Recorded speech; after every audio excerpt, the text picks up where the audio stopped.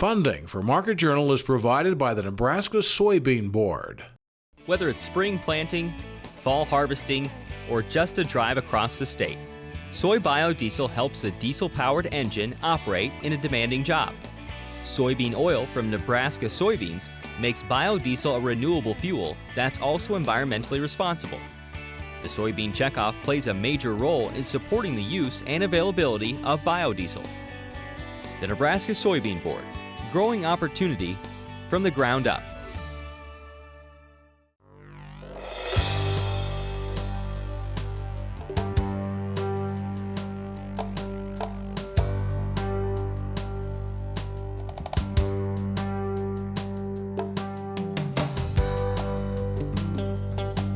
Market Journal, television for making agricultural business decisions, is a presentation of the University of Nebraska-Lincoln Extension, where you can know how, know now. Promotional support is provided by the Nebraska Farmer Magazine, and major funding for Market Journal is provided by the Nebraska Soybean Board. The Soybean Checkoff, growing opportunity from the ground up. Welcome to this week's edition of Market Journal. I'm Jeff Wilkerson. This week, Roy Smith analyzes the corn and soybean markets. Harshavardhan Thippareddi addresses a Consumer Reports finding in pork. Greg Kruger updates us on the condition of winter wheat.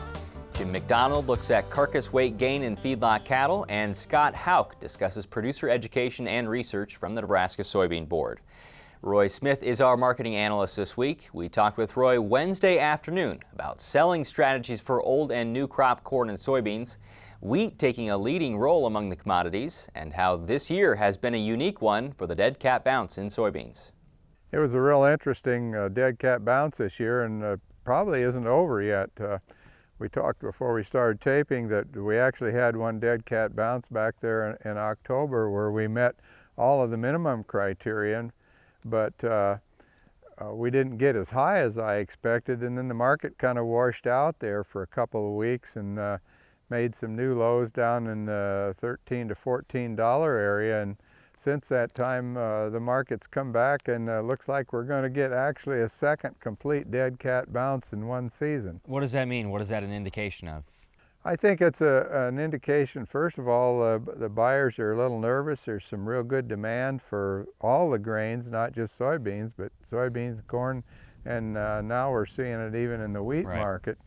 And you know, it's probably a combination of that and the nervousness that here it is, we're almost 2 months past harvest time and it's still 2012. I do want to ask you a question about wheat, but one more question on soybeans.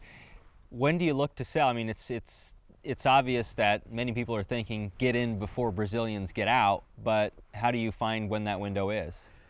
I think that first of all, there's no hard and fast rule that says a certain day you're going to make a sale, but I look for a rebound of 35 cents and then 50 cents and then $1 off of the harvest low, and right now we're more than 35 cents and more than 50 cents off of that low that was put in a little over a week ago.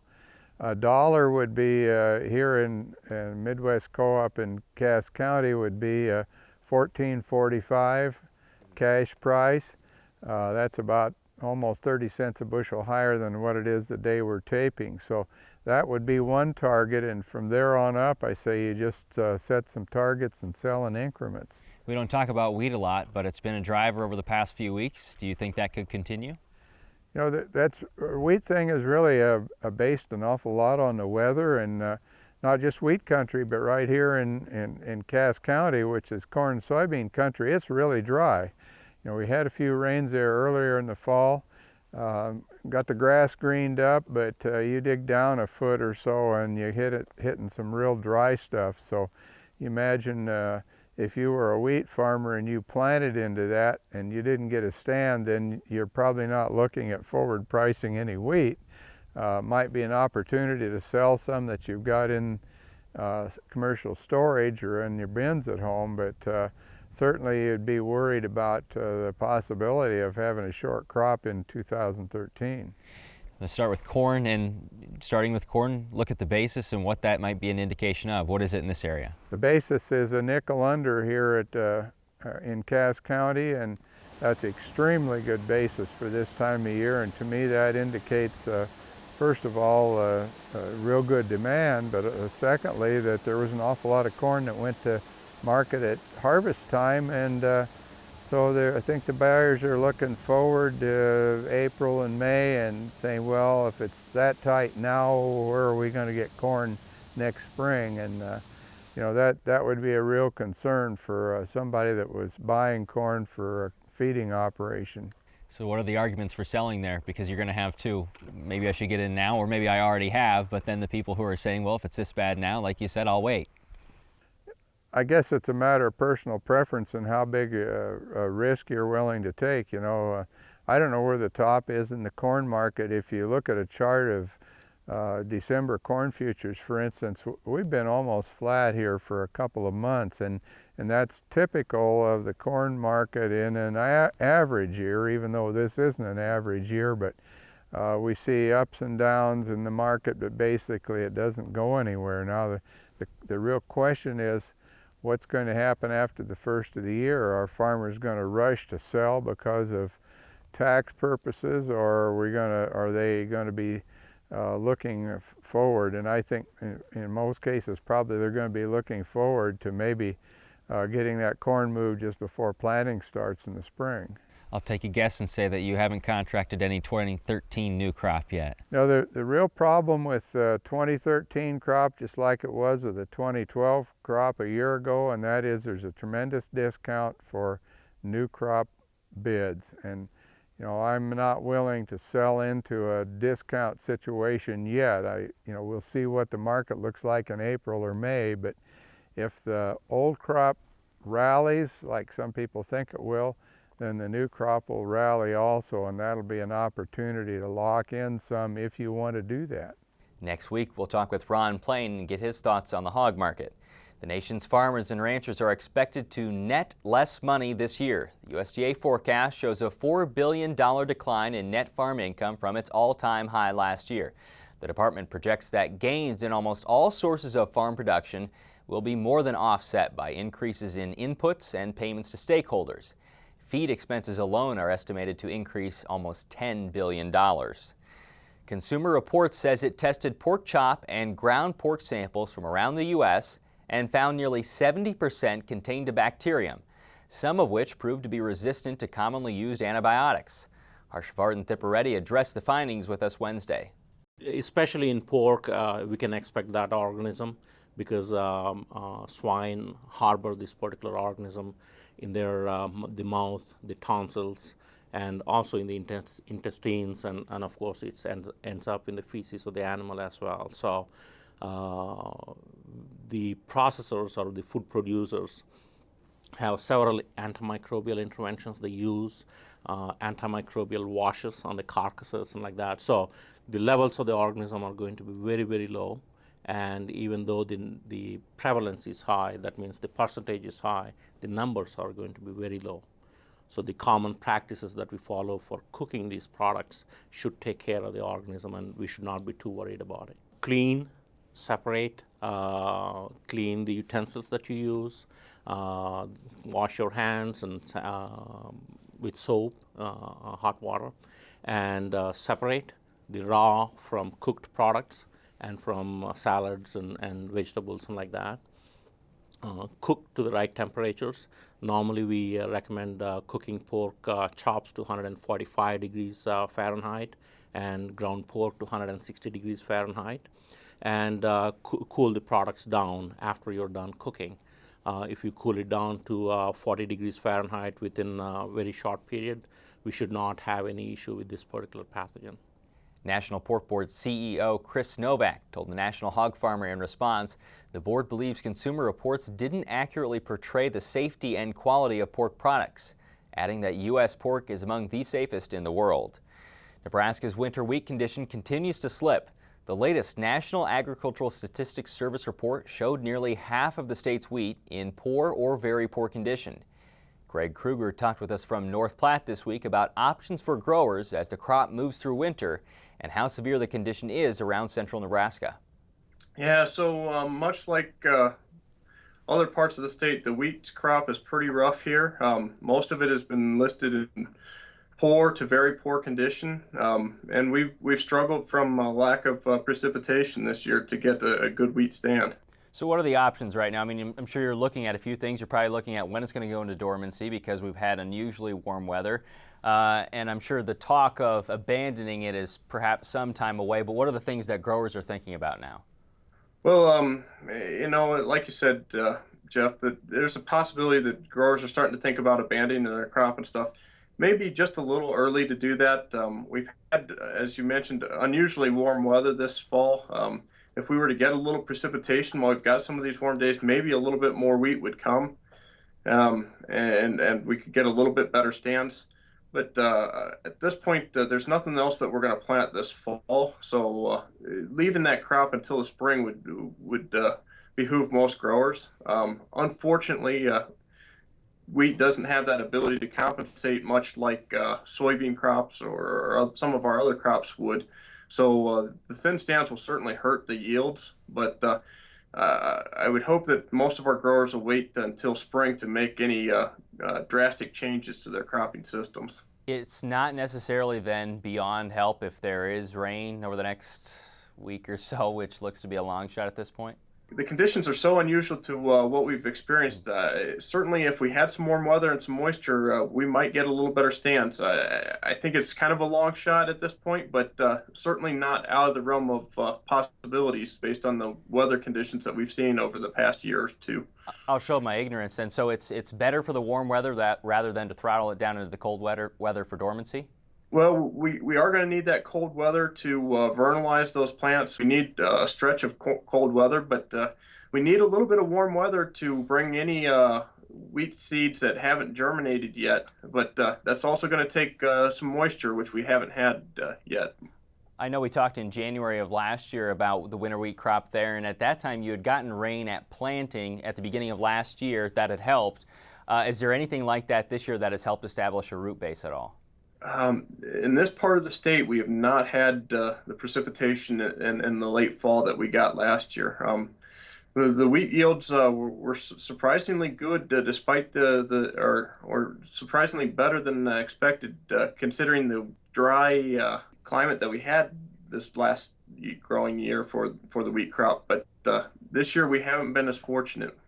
What do you look for in the next crop after this? How much will it affect what goes into the ground after that wheat comes out? Well, our wheat crop is a very, very valuable crop in our rotations, particularly in this part of the state and in the Panhandle. Not only do we pull the wheat off of there, but we also have that residue that is left behind from that wheat crop. And a wheat residue is very, very good for conservation, both of soil and moisture. So having that good wheat stand is critical for the success of that subsequent crop going into that crop rotation. So it's unfortunate that the weather's played these kind of tricks on us this year. Quickly, just for a point of reference, for people that aren't familiar with that area of the state, how prevalent is winter wheat there? How utilized is it? In our dryland crop rotations from about North Platte on west, we're going to see wheat as one of the primary crops in our rotation. Probably the most common rotation in this part of the state on west, we're looking at wheat, corn, fallow, or a continuous wheat fallow rotation. UNL does have resources available to help producers estimate winter wheat yields. We'll link to that NEB guide on the Market Journal website.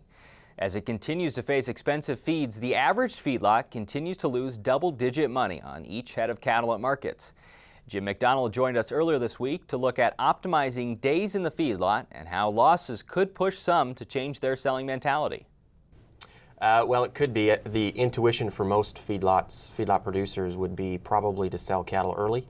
If every day that they're in the feed yard they're losing money, right, you want to get them in and get them out as quickly as possible.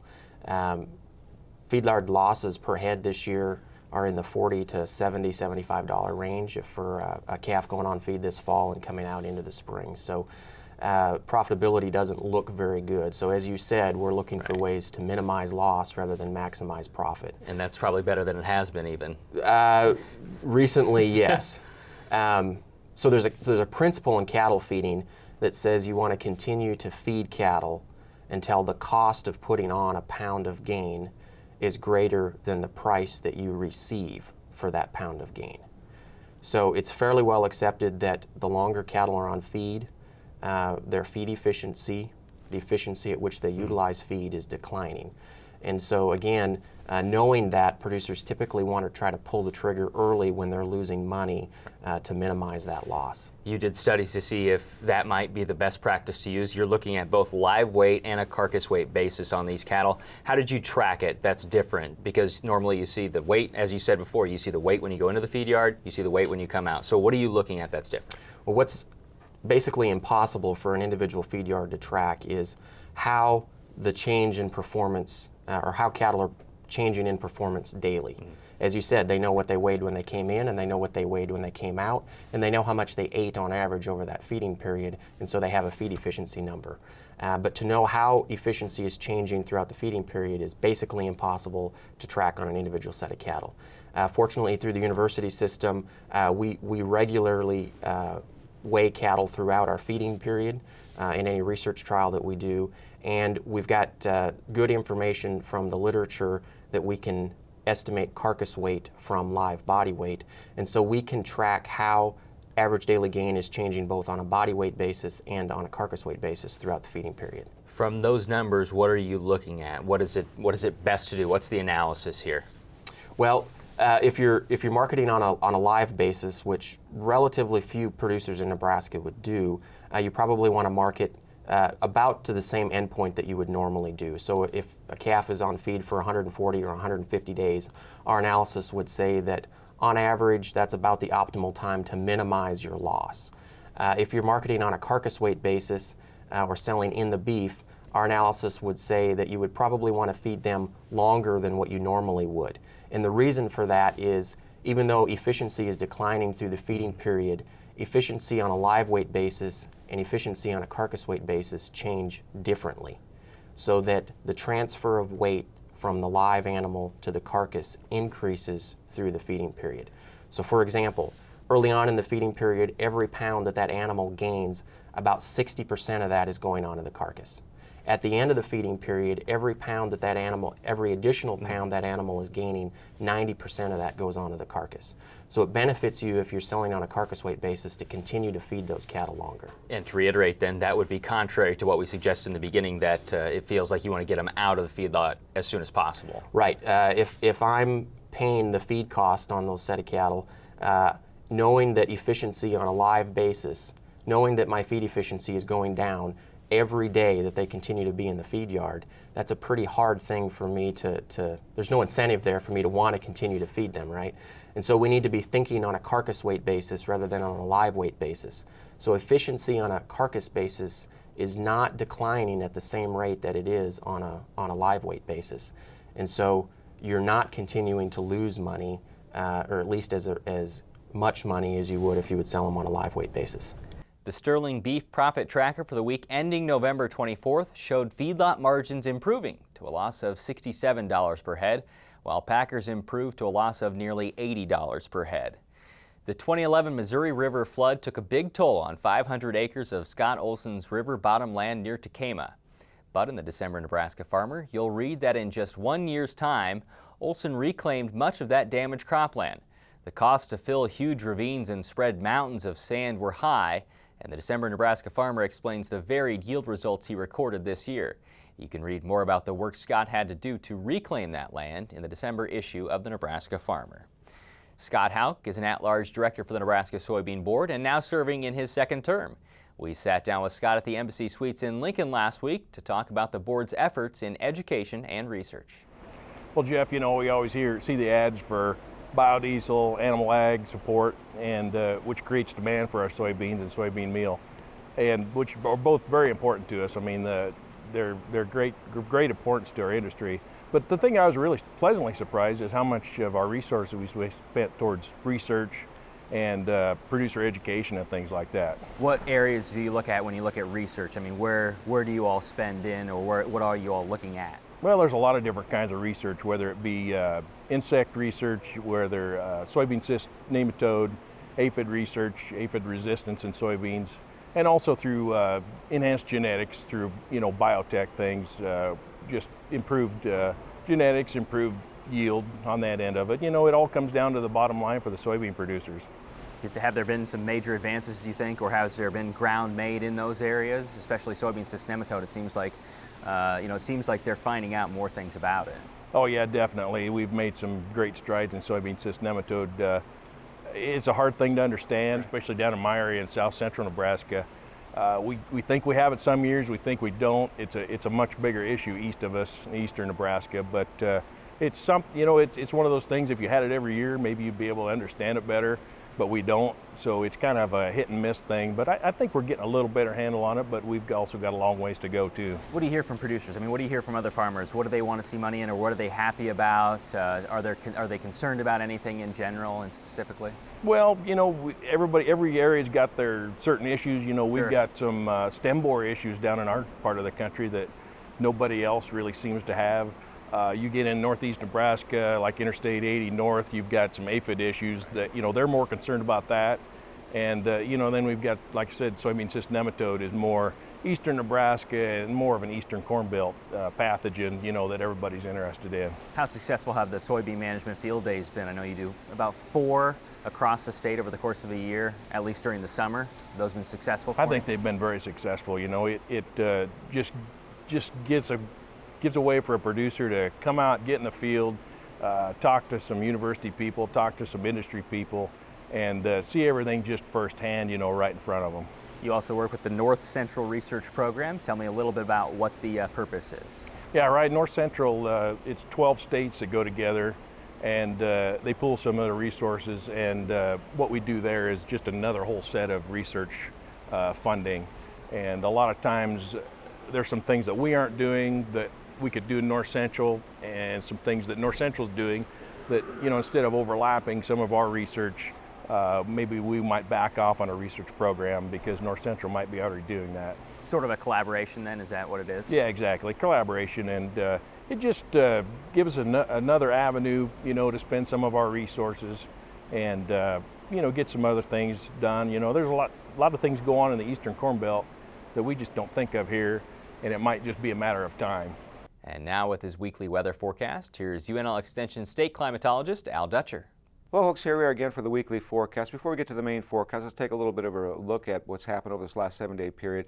Last week, before the holiday weekend, of course, we talked about the potential for some snow breaking out into the Central Plains in association with a system moving through the Central and Northern Rockies. Indeed, that did pan out. We did see some snowfall break out across the Panhandle during the Sunday afternoon into the evening hours and carried through on the day on Monday. And we've seen precipitation, accumulation of snowfall in the 3 to 7 inch range, pretty common across portions of the Northern Panhandle through north central Nebraska. Very welcome moisture, but it really dropped off from there. As we went to the southeast, we did see some accumulating snowfall trace amounts, but nothing in the way of any significant moisture. We're going to need to see many more of these events before we feel comfortable that at least we can start to degrade some of the extreme and exceptional drought conditions across a vast majority of the state. Is there anything in the forecast? Well, let's take a look at the upper air models and see whether or not any more precipitation might be in store. First thing I'll draw your attention to is we do have kind of a zonal flow, so waves are going to be moving rather rapidly across the region. That means we're not going to get a lot of Gulf moisture in advance of these systems, so we don't expect significant moisture, at least in the central and southern plains. But on the western United States, as this moisture comes on board, they're expecting upwards of a foot of liquid equivalent moisture in northern California and southern Oregon. So some very heavy snowfall in the mountains and some flooding conditions as you get toward the Pacific coast. Now, as this system starts to make its way inland, we are going to see our winds back out to the southwest. So today is going to be very warm, but even warmer conditions are in store tomorrow as we do get that southwesterly flow before this front starts to rapidly move toward the Great Lakes and cool conditions off. So as we get into Saturday or Sunday afternoon, we do expect the cloud conditions to increase. And the only moisture that's indicated by the models is maybe a slight little bit of light shower activity across south central and southeast Nebraska, and even at that, models only putting out about 5/100ths of an inch of total precipitation. So by the time we get to Monday, the system has raced across and we'll start to see some cooler air filter into our region for a couple days, bring us back down to more normal to slightly above normal or below normal temperatures. And then as we get into Tuesday, the system moves into the Great Lakes and we start to see ridging move back in. The temperatures will start to rise rather dramatically. as we bump our temperature up about 10 degrees on Tuesday, and by the time we get to Wednesday, we'll look for some fairly benign conditions as we again get into this zonal flow. So mild and dry looks to be the order. As we get into Thursday, we will notice that another trough drops down rather rapidly, and this is going to bring some cold air into the region, and there is a potential, we'll have to watch this, that we could get some snowstorm activity somewhere in the plains. It's just a little too early to tell, but there is those conditions that do say there is the possibility, and much significantly cooler air will start to move into our region. And by the time we get to Friday, this system will start to move its way up toward the Great Lakes, and we would expect quite a bit of wind with this. So as we go to the 8 to 14 day forecast, we'll keep the warmth to our southwest from next Thursday to the following Tuesday. In terms of precipitation, wet to the north, dry to the south. In terms of temperatures, we're going to see some very nice temperatures this weekend, anywhere from the 50s and 60s to almost 70 on Sunday. Then we start to cool back down to 40s on Tuesday, and then we start the gradual warm up back up into the 60s as we get later into the week, and the possibility of precipitation moving in on Friday. Thanks, Al. Our interviews with Roy Smith, Harshavardhan Thippareddi, Greg Kruger, Jim MacDonald, and Scott Houck are archived on the Market Journal website and YouTube page. You can follow us throughout the week on Twitter and on Facebook. Next week, Ron Plain will be our marketing analyst while we report from the Nebraska Power Farming Show, the second largest indoor farm show in the U.S. Until then, thanks for watching. I'm Jeff Wilkerson. We'll see you next week. Join Market Journal online at marketjournal.unl.edu. You can also follow us on Facebook and Twitter. Promotional support is provided by the Nebraska Farmer Magazine. Funding for Market Journal is provided by the Nebraska Soybean Board. The Soybean Checkoff, growing opportunity from the ground up. Market Journal is produced by the University of Nebraska-Lincoln Extension, where you can know how, know now. Funding for Market Journal is provided by the Nebraska Soybean Board. No matter how you look at it, animal agriculture helps Nebraska's economy. The livestock industry provides increased tax revenues for schools and community services. Livestock enterprises also create jobs while contributing to existing businesses such as local banks and grocery stores. A thriving livestock industry helps maintain our current way of life, but also provides opportunities for the next generation of farm families. The Nebraska Soybean Checkoff helps to raise awareness of the importance of animal agriculture to Nebraska.